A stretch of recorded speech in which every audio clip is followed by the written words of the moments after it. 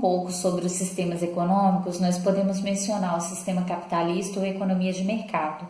E aí, nesse sistema econômico, o governo ele tem uma participação que acaba sendo limitada. Por quê? Porque os recursos que nós vimos anteriormente, que são chamados fatores ou recursos de produção, ou também recursos econômicos, por exemplo, a terra, que representa todos os recursos naturais, terras cultiváveis, depósitos minerais, petrolíferos, todos esse fator de produção, a terra, cuja a remuneração seria o aluguel, nós temos também o capital, temos o trabalho, que a remuneração é o salário, a tecnologia, que a remuneração é o royalty, e a capacidade empresarial ou habilidade empreendedora, que a remuneração é o lucro.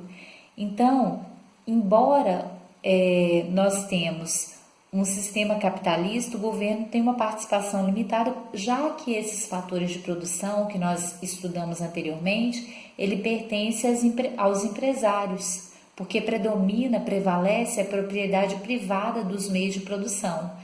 É claro que nós vimos que existem falhas nesse mercado, onde essas falhas do sistema capitalista, o governo tem que fazer intervenções desempenhando um papel fundamental, ofertando pelo menos os bens públicos, como por exemplo a educação, segurança, saúde para a sociedade. Então vamos ver agora um outro item de observação.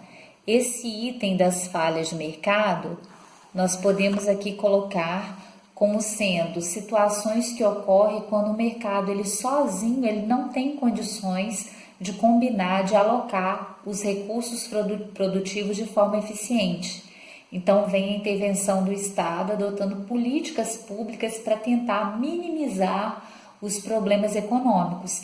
E é uma parte da matéria que nós vamos ver mais à frente sobre a questão macroeconômica, que envolve políticas econômicas, política monetária, política fiscal. Então, no contexto atual, nós podemos fazer uma breve reflexão. O governo brasileiro ele está atendendo às necessidades, às expectativas da população no que diz respeito à qualidade de serviços que ele oferece ou que ele pelo menos deveria oferecer, isso de acordo com a carga tributária que nós pagamos? Então, no sistema capitalista, nós podemos observar que essas questões econômicas que foram tratadas anteriormente, essa tríade dos problemas econômicos centrais, elas são muito resolvidas no próprio mercado porque predomina a livre iniciativa, a propriedade privada dos meios de produção. E o preço vai ser determinante para a produção de um bem através da interação das forças de mercado, a oferta, a demanda, o lucro, ele vai ser o objetivo primordial mesmo. Existem também alguns limites legais ao direito de propriedade, se nós formos colocar, tá? Numa economia que não tenha interferência do Estado, segundo Pinho e Vasconcelos, nessa economia sem interferência do Estado tem uma participação pouco expressiva, pois o Estado ele apenas participa da economia com ações regulatórias, quando as soluções de problemas privados não ocorrem de fato nessa economia. Então aí nós podemos observar, né, diante desses problemas econômicos que nós temos, o que pode ser resolvido em termos de sistemas econômicos, o que predomina, o lucro, a propriedade privada ou a diferenciação aí, quando não é o lucro, a propriedade privada, dentro do sistema de economia planificada ou centralizada.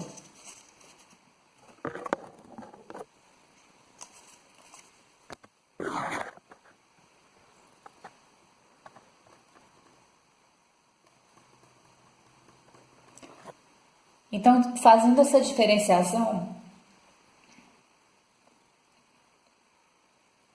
nós temos a sociedade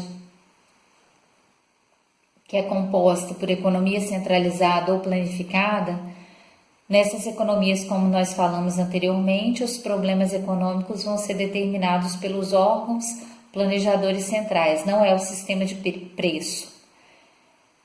Então, predomina aqui a diferença básica, a propriedade pública dos meios de produção e não a privada. Segundo os autores Pinho e Vasconcelos, o planejamento ele é realizado da seguinte forma: eu tenho planejamento, primeiro se faz o inventário das necessidades humanas que devem ser atendidas. Segundo, eu faço um inventário dos recursos produtivos que eu tenho disponível para produzir, as técnicas. E em terceiro lugar, com base em todas as disponibilidades, se faz uma seleção de quais são as necessidades prioritárias. Então, a partir daí, fixam as quantidades a serem produzidas de cada bem, que são as chamadas metas de produção-consumo que nós falamos também anteriormente.